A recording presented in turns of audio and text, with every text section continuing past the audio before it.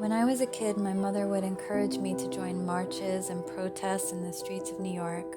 Anything from preserving the dignity and quality of the art and culture of the city with Save the Bandshell in Central Park, to protests against the banks and rising costs of rent in the city, to cutting classes in high school to join the protests against the Gulf War.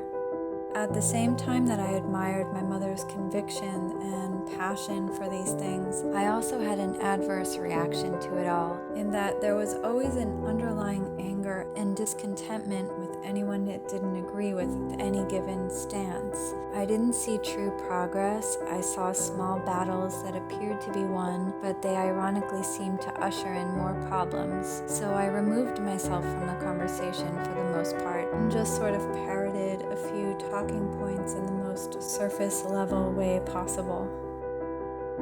A little over a decade later, I would be working in the entertainment industry for BBC and HBO, and I found both places aligned very well with the same politics that I grew up with. BBC and HBO were both left-leaning, progressive, liberal. Their documentaries proved to be interesting subjects in presenting the unseen, the unknown struggles of people trying to fight for their freedoms, their rights as unique individuals, or as a society.